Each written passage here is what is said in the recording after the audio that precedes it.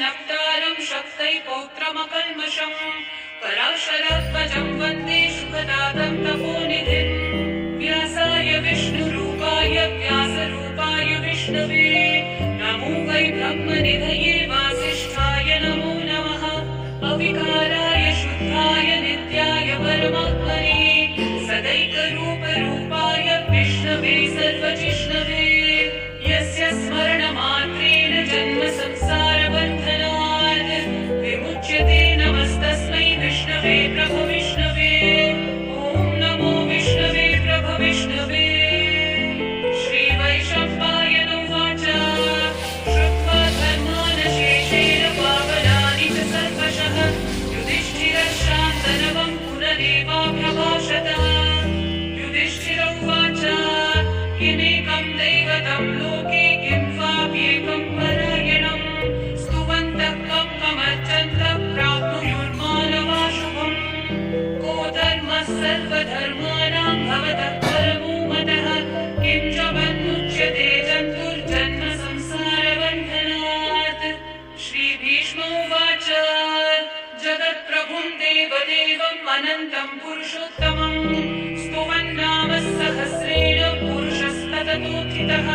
तमेव चार्चयन् नित्यं भक्त्या पुरुषम् अव्ययम् ध्यायन् स्तुवन्नमस्यं च यजमानस्तमेव च अनादिनिधनं विष्णुं सर्वलोकमहेश्वरम्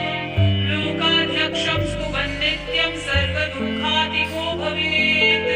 ब्रह्मण्यं सर्वधर्मज्ञं लोकानां कीर्तिवर्धनम् लोकनाथं महद्भूतं सर्वभूतभवोद्भवम् एष मे सर्वधर्माणां धर्मोऽधिगतमो मतः यद्भक्त्या पुण्डरीकाक्षं सवैर्रक्षैर्नरः सदा परमं यो महत्तेजः परमं यो महत्तपः परमं यो महद्ब्रह्म परमं यः परायणम् पवित्राणां पवित्रं यो मङ्गलानां च मङ्गलम् देवतं देवतानां च भूतानां यो व्ययः पिता यतः सर्वाणि भूतानि भवन्त्यादि युगागमे यस्मिंश्च प्रलयं यान्ति पुनरेव युगक्षये तस्य लोकप्रधानस्य जगन्नाथस्य भूपते विष्णोर्नाम सहस्रं मे शृणु पापभयावहम् यानि नामानि गौणानि विख्यातानि महात्मनः ऋषिभिः परिगीतानि तानि वक्ष्यामि भूतये ऋषिर्नाम्नां सहस्रस्य वेदव्यासो महामुनिः छन्दोनुष्ठुप् तथा देवो भगवान् देवकीसुतः अमृतांशोद्भवो बीजं शक्तिर्देवकीनन्दनः त्रिसामाहृदयं तस्य शान्त्यर्थे विनियुज्यते विष्णुं जिष्णुं महाविष्णुं प्रभविष्णुं महेश्वरम् अनेकरूपदैत्यान्तं नमामि पुरुषोत्तमम् अस्य श्रीविष्णोर्दिव्यसहस्रनामस्तोत्रमहामन्त्रस्य श्रीवेदव्यासो भगवान् ऋषिः अनुष्ठुप्छन्दः श्रीमहाविष्णुः परमात्मा श्रीमन्नारायणो देवता अमृतांशुर्भवो भानुरिति बीजम् देवकीनन्दनसृष्टेति शक्तिः उद्भवक्षोभणो देव इति परमो मन्त्रः शङ्खवृन्नन्दकी चक्रीति कीलकम् शार्ङ्गधन्वा गदाधर इति अस्त्रम् रथाङ्गपाणिरक्षोभ्य इति नेत्रम् त्रिसामा सामगः सामेति कवचम् आनन्दं परं ब्रह्मेति योनिः ऋतुसुदर्शनकाल इति दिग्बन्धः श्रीविश्वरूप इति ध्यानम् श्रीमहाविष्णुः प्रीत्यर्थे सहस्रनाम जपे विनियोगः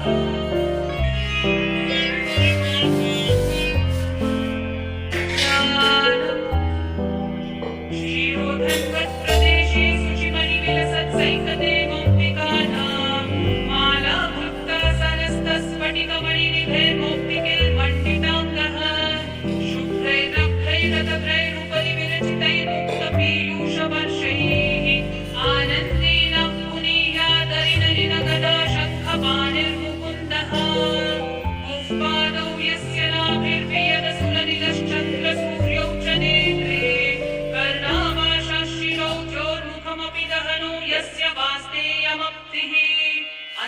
समर्थं यस्य विश्वं सुरनरखगो भोगि गन्धर्वदैत्यैः चित्रं रम्यतीतं त्रिभुवनविभूषं विष्णुमीशं नमामि। ॐ नमो भगवते वासुदेवाय। शान्ताकारं भुजगशयनं पद्मनाभं सुरेशं विश्वाधारं गगनसदृशं मेघवर्णं शुभाङ्गं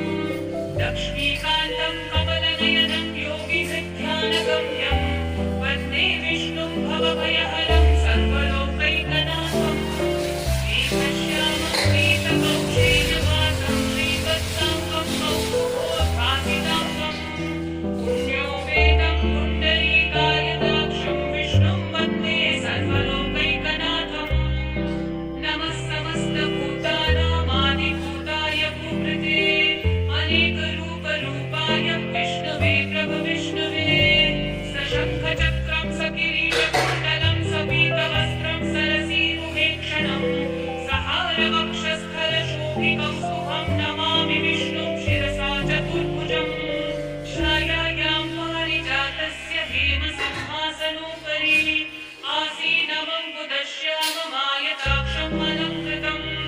चन्द्राननं चतुर्बाहुं श्रीवत्साङ्कितवक्षसं रुक्मिणी सत्यभामाभ्यां सहितं कृष्णमाश्रये। विश्वं विष्णुर्गतद्वारो भूतभव्यभवत्प्रभो भूतभृद्भावो भूतात्मा भूतभावनः भूतात्मा परमात्मा च भूतानां परमागतिः अव्ययः पुरुषस्साक्षी क्षेत्रज्ञोऽक्षरमेव च योगो योगविदां नीतो प्रधानपुरुषेश्वरः नारसिंहः वपुः श्रीमान् केशवः पुरुषोत्तमः सर्वशर्वशिवस्थाणुर्भूतादिर्निरव्ययः सम्भवो भावनो भर्ता प्रभवः प्रभुरीश्वरः स्वयंभू शम्भुरादित्यः पुष्कराक्षो महात्मनः अनादिनिधनो धाता विधातात्तमः अप्रमेयो ऋषिकेशः पद्मनाभो मरः प्रभुः विश्वकर्मा मनुस्पष्टा भविष्यस्तविरोऽध्रुवः अग्राह्यः शाश्वतः कृष्णो लोहिताक्षप्रदर्दनः प्रस्तस्त्रिगुग्धामः पवित्रं मङ्गलं परम् ईशानः प्राणदः प्राणो ज्येष्ठश्रेष्ठः प्रजापतिः हिरण्यगर्भो भूगर्भो माधवो मधुसूदनः ईश्वरो विक्रमी धन्वी मेधावी विक्रमः मरुत्तमो दुराधर्षः कृतज्ञः कृतिरात्मवान् सुरेशः शरणं शर्मः विश्वरेतः प्रजाभवः अहः संवत्सरो व्याळः प्रत्ययः सर्वदर्शनः अजः सर्वेश्वरः सिद्धिः सर्वादिरच्युतः वृषा कपिलमेयात्मा सर्वयोगविनिःसृतः वसुर्वसुमना सत्यः समात्मा संवितः समः अमोघः पुण्डरीकाक्षो वृषकर्मा वृषाकृतिः रुद्रो बहुशिरा वक्रुर्विश्वयोनिःशुचिश्रवाः अमृतः शाश्वतस्थाणुर्वरारोहो महातपाः सर्वगः सर्वविद्वानो विश्वक्सेनो जनार्दनः वेदो वेदविदव्यङ्गो वेदाङ्गो वेदवित्कविः लोकाध्यक्षः सुराध्यक्षो धर्माध्यक्षः कृताकृतः चतुरात्मा चतुर्व्यूहश्चतुर्दंश्चतुर्भुजः राजिष्णुर्भोजनं भोक्ता सहिष्णुर्जगदाधिजः अनमो विजयो जेता विश्वयोनिः पुनर्वसुः उपेन्द्रो वामनः शूरमोघश्रुतिरूर्जितः अतीन्द्रः सङ्ग्रहः सर्वो धृतात्मानियमो यमः वेद्यो वैद्यः सदा योगी वीरः माधवो मधुः अतीन्द्रियो महामायो महोत्साहो महाबलः महाबुद्धिर्महावीर्यो महाशक्तिर्महाद्युतिः अनिर्देश्यः वपुः श्रीमान् अमेयात्मा महाधृतः महेश्वासो महीभर्ता श्रीनिवासः सतं गतिः अनिरुद्धः सुरानन्दो गोविन्दो गोविदाम्पतिः मरीचिर्दमनोहंसः सुपर्णो भुजगोत्तमः हिरण्यनाभस्तुतपः पद्मनाभः प्रजापतिः अमृत्युः सर्वदृक्सिंहः सन्धाता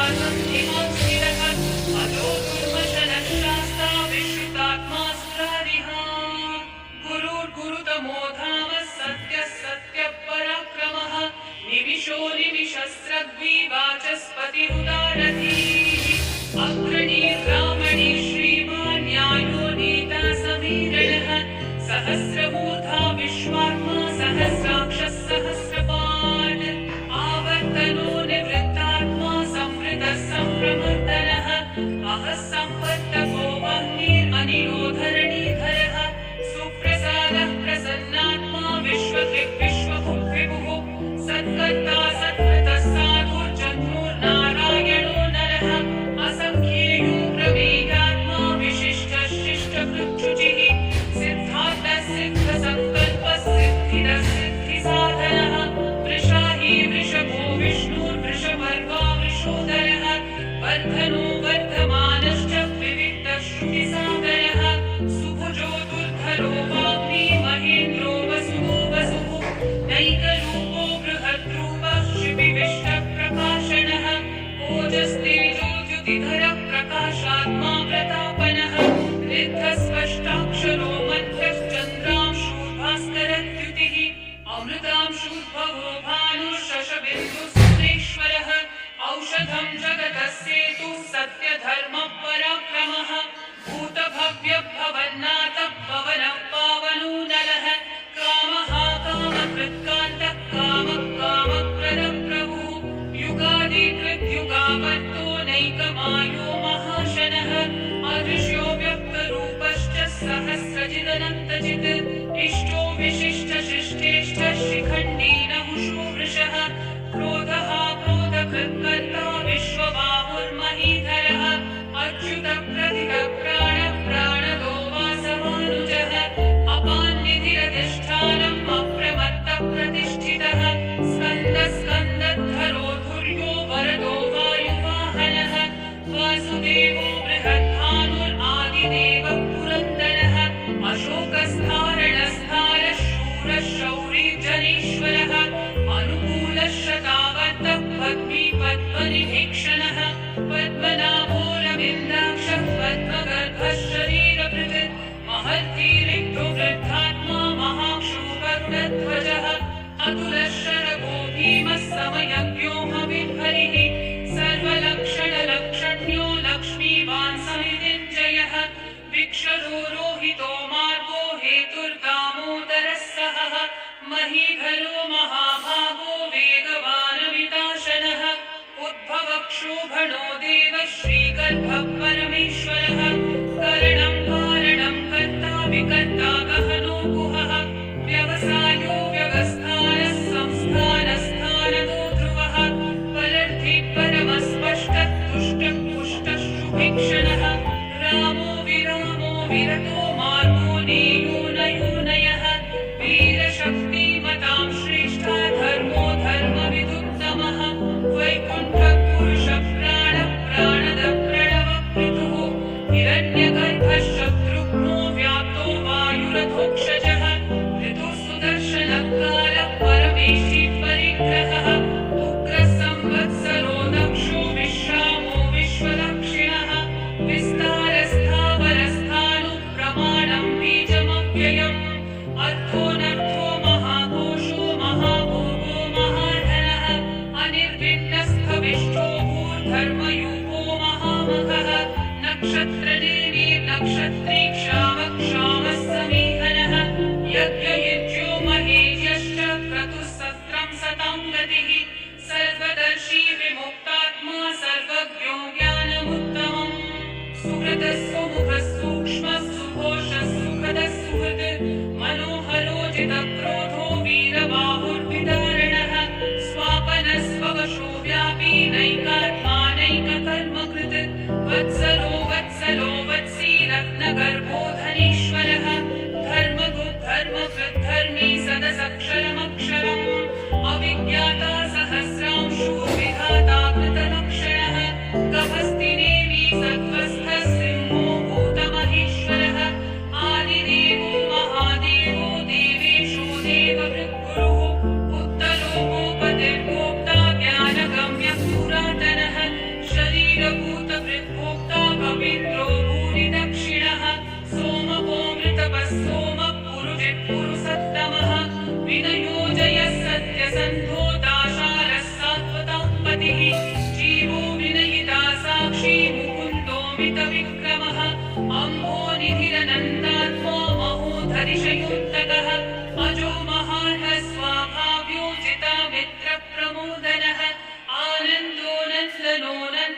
सत्यधर्माद्रिविक्रमः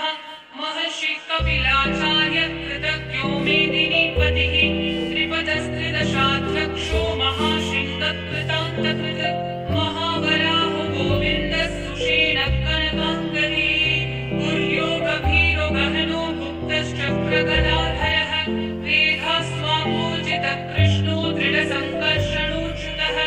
वरुणो वारुणो वृक्षः पुष्कराक्षो महामनाः भगवान् भगहानन्दी वनमाली हलायुधः आदित्यो ज्योतिरादित्यः सहिष्णुर्गतिसत्तमः सुधन्वाखण्डपरशुर्दारुणो द्रविणप्रदः दिवस्पृक्सर्वदिव्यासो वाचस्पतिरयो निजः त्रिसामासामगस्सामन्निर्वाणं भेषजं विशक् सन्न्यासकृच्छमशान्तो निष्ठा शान्तिपरायणम् शुभाङ्गः शान्तिदसृष्टा कुमुदः कुवलेशयः गोहितो गोपतिर्गोप्ता वृषभाक्षो वृषप्रियः अनिवर्ती निवृत्तात्मा संक्षिप्ताक्षेमकृच्छिवः श्रीवत्सवक्षा श्रीवास श्रीपति श्रीमताम्बरः श्रीधर श्रीश श्रीनिवास श्रीनिधिश्रीविभावनः श्रीधर श्रीकर श्रेय श्रीमान् लोकत्रयाश्रयः स्वक्षस्वङ्गशतानन्दो नन्दिर्ज्योतिर्गणेश्वरः विजितात्मा विधेयात्मा सत्कीर्तिश्चिन्न संशयः उदीर्णः सर्वतश्चक्षुरनीशः शाश्वतस्थिरः भूषयो भूषणो भूतिर्विशोकशोकनाशनः अर्चिष्मान् अर्चितः कुम्भो विशुद्धात्मा विशोधनः अनिरुद्धो प्रतिरथः प्रद्युम्नो मितविक्रमः कालनेमिनिहावीरः शौरी शूरजनेश्वरः त्रिलोकात्मा त्रिलोकेश केशवः केशिहा हरिः कामदेवः कामपालः कामिकान्तकृतागमः अनिर्देश्य वपुर्विष्णु वीरोऽनन्तो धनञ्जयः ब्रह्मण्यो ब्रह्मकृत् ब्रह्मा ब्रह्म ब्रह्मविवर्धनः ब्रह्मविद्ब्राह्मणो ब्रह्मी ब्रह्मज्ञो ब्राह्मणप्रियः महाकर्मो महाकर्मा महातेजा महोरगः महाक्रतुर्महायज्वा महायज्ञो महाहविः स्तव्यस्तव प्रियस्तोत्रं स्तुतिस्तोतारणप्रियः पूर्णपूरयिता पुण्यपुण्यकीर्तिरणामयः मनोजवस्तीर्थकरो वसुरेता वसुप्रदः वसुप्रदो वासुदेवो वसुर्वसुमनाहविः सद्गति सत्कृते सत्ता सद्भूति सत्परायणः शूरसेनो यदुश्रेष्ठः सन्निवासः सुयामुनः भूतावासो वासुदेवः सर्वासु निलयो नरः दर्पः दर्पदो दृप्तो दुर्धरोऽथा पराजितः विश्वमूर्तिर्महामूर्तिर्दीप्तमूर्तिरमूर्तिमान् अनेकमूर्तिरव्यक्तः शतमूर्तिशताननः एकोनैकः स वक्तः किं यदत्पदमनुत्तमम् लोकबन्धुर्लोकनाथो माधवो भक्तवत्सलः सुवर्णवर्णो हेमाङ्गो वराङ्गश्चन्दनाङ्गदी वीरः विषमशून्यो घृताशीरशलश्चलः अमानी मानदो मान्यो लोकस्वामी त्रिलोकधृक् सुमेधामेधजो धन्यः सत्यमेधाधराधरः तेजो वृषो द्युतिधरः सर्वशस्त्रभृताम्बरः प्रग्रहो निग्रहो व्यग्रो नैकशृङ्गो गदाग्रजः चतुर्मूर्तिश्चतुर्बाहुश्चतुर्व्यूहश्चतुर्गतिः चतुरात्मा चतुर्भावश्चतुर्वेदविवेकवान् समावर्तो निर्वृत्तात्मा दुर्जयो दुरतिक्रमः दुर्लभो दुर्गमो दुर्गो दुरावासो दुरारिहा शुभाङ्गो लोकसारङ्गः सुतन्तुस्तन्तुवर्धनः इन्द्रकर्मा महाकर्मा कृतकर्मा कृतागमः उद्भवः सुन्दरः सुन्दो रत्ननाभः सुलोचनः अर्को वाजस्सनः शृङ्गी जयन्तः सर्वविजयी सुवर्णबिन्दुरक्षोभ्यः सर्ववागीश्वरेश्वरः महाहृदो महागर्तो महाभूतो महानिधिः कुमुदकुन्दरः कुन्दपर्जन्यः पावनो निलः अमृताशो मृतवपुः सर्वज्ञः सर्वतोमुखः सुलभः सुहृदः सिद्धः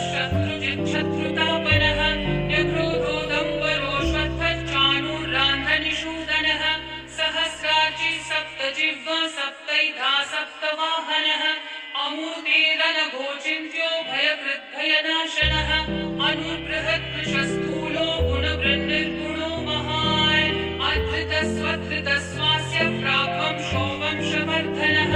भारवृत्कथितो योगी योगीशः सर्वकामदः आश्रमश्रमणश्रामः सुपर्णो वायुवाहनः धनुर्वेदो दण्डो दमयिता दमः अपराजितः सर्वसहो नियन्ता नियमो यमः सत्त्ववान् सात्विकः सत्यः सत्यधर्मपरायणः अभिप्रायप्रियार्मोहः प्रियकृत्कृतिवर्धनः विहाय सगतिर्ज्योतिः सुरचिर्भूतभुग्विभुः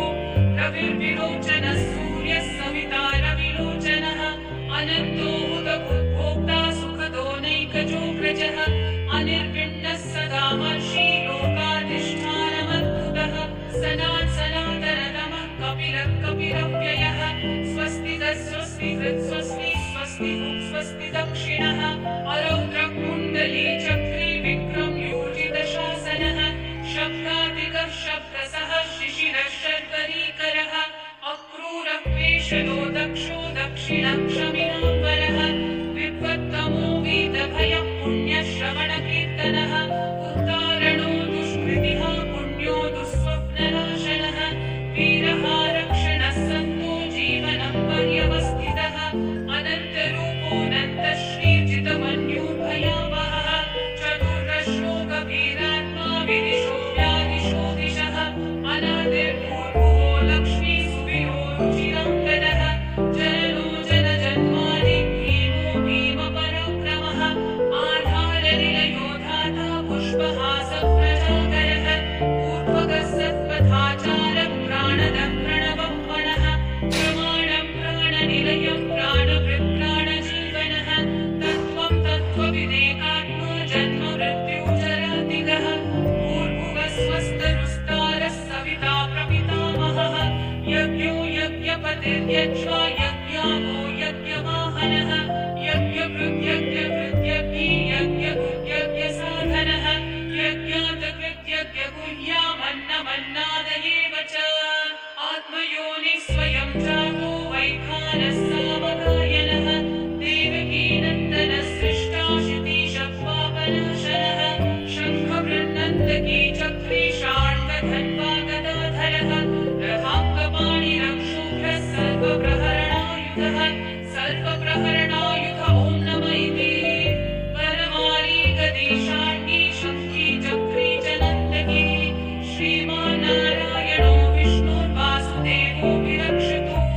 वनमाली गदी शार्ङ्गी शङ्खी चक्री च नन्दकी श्रीमान्नारायणो विष्णुर्वासुदेवो विरक्षतु वनमाली गदी शार्ङ्गी शङ्खी चक्री च नन्दकी श्रीमान्नारायणो विष्णुर्वासुदेवो विरक्षतु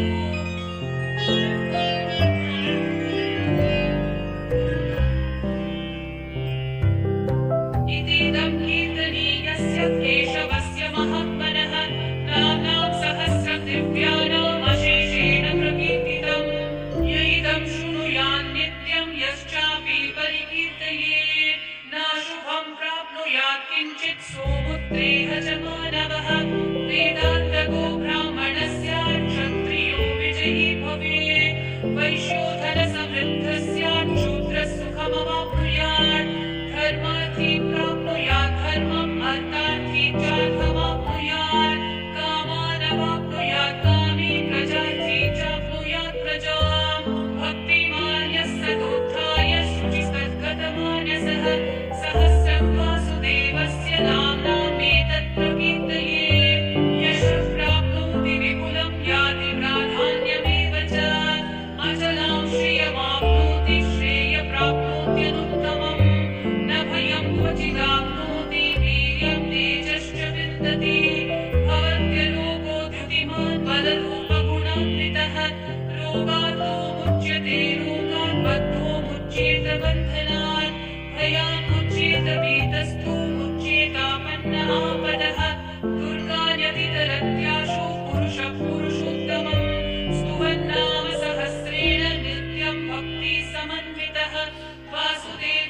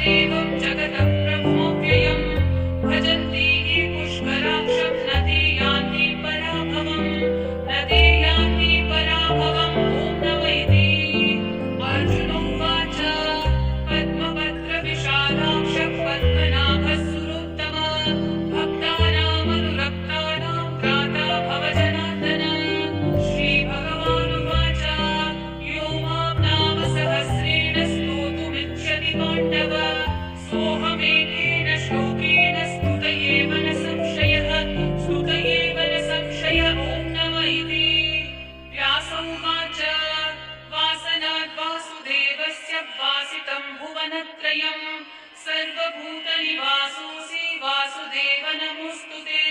श्रीवासुदेव नमोऽस्तुत ॐ नम इति पार्वती उवाच केनोपायेन लघुना विष्णोर्नाम सहस्रकं पठ्यते पण्डिते